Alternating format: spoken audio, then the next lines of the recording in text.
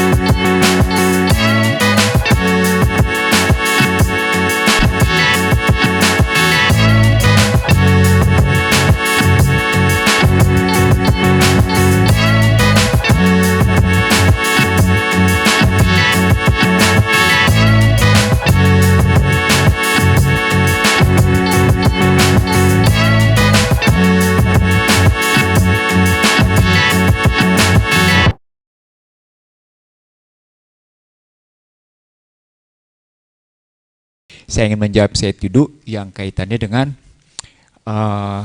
Direktorat Jenderal Pengelolaan Pembiayaan dan Risiko, gitu ya. Saya ingin ngejawab di situ. Sebelum saya jawab situ, saya mulai dulu dengan analisis tentang tax amnesty dan pengakuan pajak sukarela (PPS), ya, yang kemarin. Bapak Ibu sekalian, kebetulan saya berdiskusi bukan dengan maksud saya bukan dengan orang kaleng-kaleng gitu. Saya diskusi dengan Wamenq, saya diskusi dengan Komisi 11 gitu. Bicaranya tentang tax amnesty. Saya bilang begini, ingat ya pengakuan Bambang Brojonegoro ya. Pengakuan Bambang Brojonegoro adalah ada ribuan orang pengemplang pajak gitu kan. Gitu, itu pengakuannya. Lalu saya bilang, mari kita persoalkan dengan istilah tax dan amnesti. Karena data saya menunjukkan ada problem pada dua hal tadi gitu. Nah, data-data itu menunjukkan ada hal yang tidak beres. Itu yang pertama. Yang kedua juga sama dengan di pengakuan sukarela PPS itu, yang berlanjut antara Januari 22 sampai dengan Juni 22. Apa yang terjadi dengan tax amnesty yang pertama? Yang terjadi adalah tax ratio tidak meningkat. Ulang ya, tax ratio tidak meningkat. Apa yang kejadian dengan yang namanya PPS? Januari 2022 ke Jun 2022. Apa kejadiannya? Ke posisi yang kemarin, tax rasionya membaik sedikit, tetapi sesungguhnya kelihatannya dari soal pengakuan sukarela. Padahal catatan pentingnya adalah dari segi volume harta terungkap cuma 594 triliun. Deklarasi dalam negeri cuma 498 triliun, deklarasi luar negeri cuma 59,91 triliun, repatriasi 13,7 triliun, PPH 28,1 triliun, dan diinvestasikan pada SBN 22,34 triliun. Maka pertanyaan besarnya, gimana konstruksinya kok bisa tax ratio meningkat? Ini menarik di sini. Di sini menarik. Dalam pandangan saya, betapa banyak yang perlu dikonfirmasi dalam kasus ini. Menyangkut soal bagaimana permainan di para pihak tadi. banyak rahasia umum yang muncul sesungguhnya siapa yang menjadi para pelindung orang-orang ini yang punya kekayaan yang tadi disebut oleh saya tidak menyebutnya sekitar 4.000 triliun, kalau angka saya lebih sebenarnya. Karena tadi hitung-hitungan tadi itu menunjukkan mereka bermain-main seperti itu. Luar biasa angkanya. Itu yang pertama, saya jawab saya tidak ya. Yang kedua sekarang, saya membandingkan, ini pertanyaan penting dari Gede Sriana dan Hersu. Saya jawab sekarang. Saya bikin studi banding ASEAN dalam perspektif tax burden, corporate tax, dan income tax. Ujungnya adalah soal bond, 10 years bond. Karena tadi saya tidak bilang gimana mungkin bisa begitu gitu. Hasil analisis saya menyatakan, corporate tax di Indonesia adalah corporate tax yang relatif rendah dibanding 5 ASEAN. Karena cuma 22%. Dibanding Singapura memang lebih rendah, tapi Singapura jangan salah, punya masalah di situ. Singapura tax burden-nya 13,2, Indonesia cuma 9,47. Ini menarik di sini. Sementara Singapura pada income tax-nya 22, Indonesia 30. Wah, itu kalau kita banding-bandingkan Singapura. Bisa apple to apple nggak akhirnya kalau pakai sistem perpajakan Indonesia dengan Singapura? Enggak. Kenapa nggak bisa apple to apple? Karena Singapura financial hub. Ulang, Singapura financial hub, Indonesia bukan. Indonesia please pada every investor, Singapura enggak milih-milih, walaupun kemudian Singapura menjadi tempat pencucian uang. Itu ceritanya. Nah, dari sana yang paling relevan untuk dibandingkan dalam kerangka tax, walaupun Indonesia tidak terlampau bagus kinerja taxnya dibanding Asian 5 itu artinya 5 ASEAN, maka studi bandingnya adalah pada bond 10 tahun. Sebagaimana permintaan tadi Hersu ke saya. Permintaan Gede Sriana ke saya juga kayak gitu. Saya jawab sekarang. Indonesia adalah negara yang menjual bondnya di atas Myanmar. Myanmar menjual bondnya 9,5%. Satu-satunya negara yang sangat tinggi. Negara kedua tertinggi adalah Indonesia, 7,036%. Negara ketiga menjual ketiga surat utangnya adalah Laos 6,875%. Berikutnya adalah yang jual 4% adalah Malaysia dan Kambodia. Apa poinnya? Poinnya harus kita bandingin sama SIBOR. Singapore Interest Bank of Rate dan LIBOR, London Interest Bank of Rate. Gitu ya. Kalau kita banding dengan LIBOR, maka sesungguhnya 7,036% ini ketinggian 1 sampai dengan 1,5%. Terjawab pertanyaan saya tidak. Kejawab. Sekarang kita bandingin dengan SIBOR. Ini pun ketinggiannya sampai dengan posisi sekitar 2%-an. Sekarang pertanyaan, kenapa ketinggian? Tadi saya tidak bilang country risk. No, ini bukan soal country risk. Ini bukan soal political risk. Ketemu debatnya ada di mana? Debatnya adalah pada sistem Indonesia, gitu ya. Loan professional fee, jadi professional fee pada loan agreement. Jadi ada fee profesional untuk pinjaman utang luar negeri, itu dianggap sebagai sebagai gratifikasi. Kalau di luar negeri, sistem Bank Dunia, bukan gratifikasi. Diterima. Untuk mengamankan kayak gitu, ya jual lebih tinggi, simpan di mana? Wallahu bisawab. Kita tidak tahu simpannya di mana, kayak apa seperti itu. Lalu kalau dalam konstruksi kayak gitu, apa yang bisa kita buat? Nah, di sini kita buat sebagai jawabannya lebih lanjut begini caranya. Berapa sih sebenarnya situasi Indonesia yang tadi kelihatannya bisa kita terima dari segi perpajakan? Seperti saya bilang tadi, mestinya kalau kita ngambil dalam perspektif pakai catatan IMF, catatan Bank Dunia, catatan OECD, di mana perpajakan yang logis adalah untuk Indonesia bergerak antara 12 sampai dengan 12,5%, ulang. 12 sampai dengan 12,5%, maka sesungguhnya teks yang harusnya Indonesia bisa terima adalah 2.000, ini mestinya diambil di sini, 2.100 triliun. Itu dianggap logis. Ini untuk tahun berapa? Tahun 2023 ini? 2022. 2022. Jadi mestinya, tapi yang Anda bisa lihat sekarang APBN di 2023 tetap lebih rendah. Ketemu. Kenapa lebih rendah? Muncul kebiasaan orang-orang di lapangan banteng, orang-orang di Dirjen Pajak. Kalau kami sampai bilang 2100, nanti kami nggak punya prestasi karena pada akhirnya kami bisa mencapai 2100. Biasanya memang kami turunin 10% atau 5% untuk menunjukkan kami punya prestasi, gitu. Dan dapat bonus, gitu jadinya. Itu logika mereka, biasa-biasa aja tuh mereka ngomong kayak gitu. Komisi 11, saya pernah di situ, Laude Kamauddin pernah di situ, itu tahu karakter-karakter kayak gitu loh.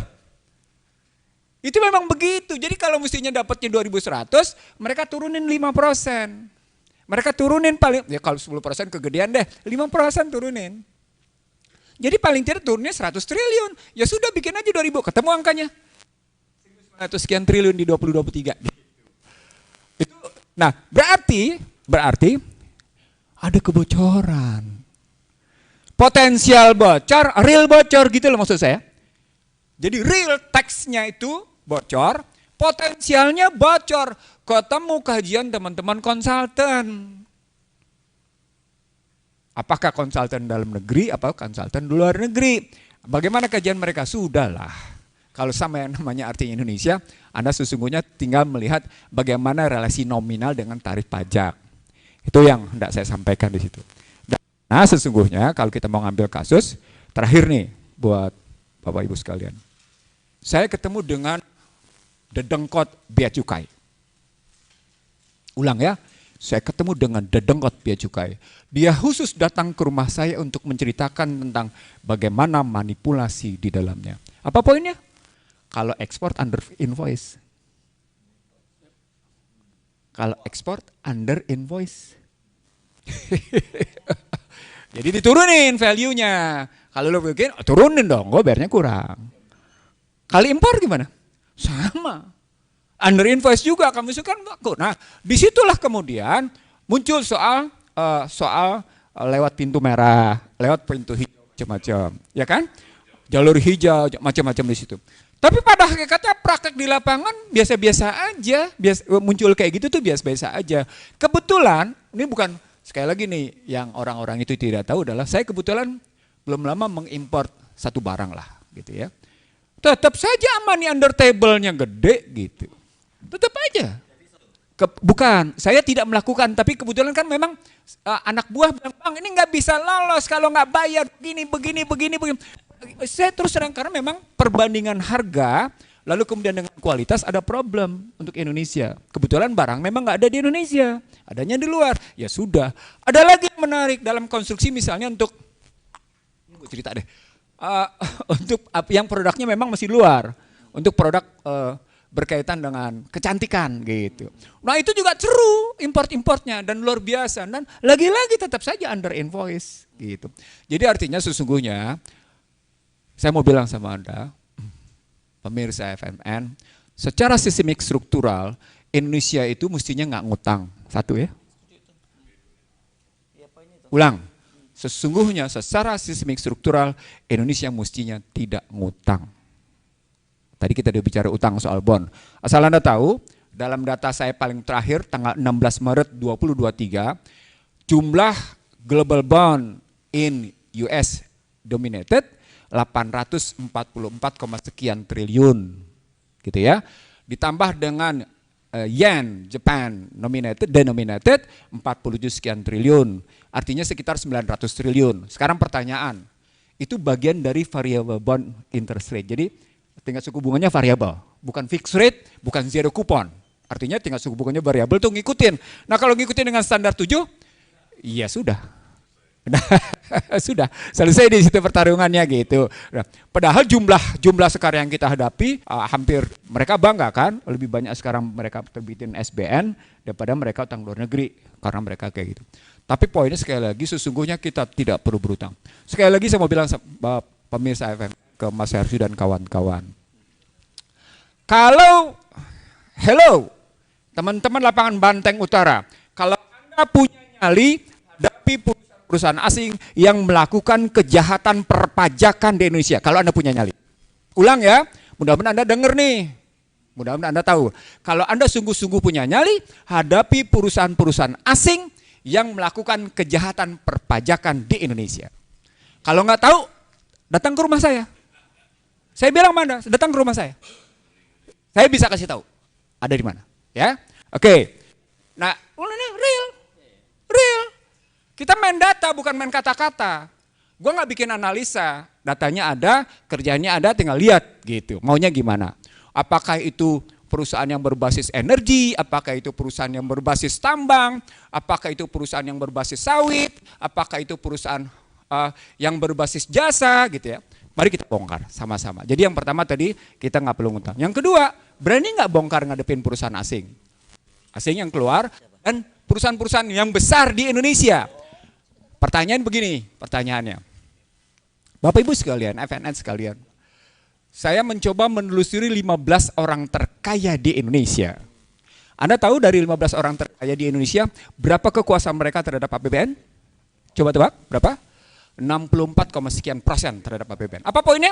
Mereka bisa mendikte APBN. Mari kemudian kita bandingkan jumlah kekayaan mereka terhadap yang namanya total aset. Jumlahnya sudah sama dengan capital adequacy ratio seluruh perbankan Indonesia. Apa poinnya? Wih, pendapatan mereka luar biasa. Kalau begitu sekarang kita lihat PPH mereka kayak apa, PPN mereka kayak gimana, PPH badannya kayak apa gitu. Gampang ngurutnya gampang sekali sesungguhnya kalau kita mau kerja benar gitu ya. Itu yang ketiga. Yang keempat sekarang dalam konstruksi begini. Tadi sudah saya sebut, saya menyarankan, yuk, tapi mudah-mudahan dengan omongan ini mudah-mudahan tidak jadi ditutup ya, tidak kemudian diperbaiki. Lihat laporan keuangan Inalum 2020, 2021 dan 2022 khusus pada konstruksi bagaimana Inalum terhadap FCX. Oke, di sana akan kelihatan soal pajak. Karena FCX pernah melakukan klaim dia tidak mau bayar pajak atas ketentuan ditetapkan oleh pemerintah Indonesia dan itu jumlahnya luar biasa. Lalu cara baliknya adalah bagaimana ngebongkar laporan keuangan FCX. Ini salah satu contoh nih, saya cuma, gue bukan ngajarin ya, tapi ini kebetulan temuan gitu. Silakan ada bongkar laporan keuangan FCX, pertemukan kenapa mereka sampai berani menunda pembangunan smelter dengan membayar denda. Dari mana dia peroleh pendapatan denda? Hayo. Dan itu nggak uang kecil. Dia ikuti bayar denda pemerintah Republik Indonesia karena dia tidak penuhi pembangunan smelter. Itu baru satu. Itu belum cerita tentang yang namanya nikel, belum cerita energi, belum cerita yang lain-lain. Sekali lagi, bukan cuma sekedar pajak yang membuat kita sesungguhnya tidak perlu utang. Sumber daya kita pun sesungguhnya beres. Nah, jadi bukan isapan jempol negeri ini kaya. Kan ada, saya teringat salah seorang senior saya dulu menyatakan, San, jangan lagi bicara soal Indonesia kaya katanya. Karena kita sesungguhnya sudah miskin. Salah satunya lihat, kita mesti mengimpor energi luar biasa dari 1.600 diperlukan gitu ya, 1,6 juta barel maksudnya, 800.000 barel kita mesti mengimpor gitu, bahkan lebih gitu. Ya kalau dilihat dari fosil iya, tapi lihat dulu sesungguhnya, saya masih ngebantah gitu dan saya ingat betul di tempat dia saya ketemu dengan sejumlah tokoh mafia Berkeley. Ujungnya adalah sesungguhnya negeri ini dikelola dengan tidak jujur. Jadi kalau saya bilang tadi Joko Widodo terkena janjinya sendiri, kemakan sumpahnya sendiri, kasus yang sekarang ini adalah buktinya. Dia tidak bisa mewujudkan kata-katanya tentang pendirian Badan Penerimaan Negara. Terima kasih.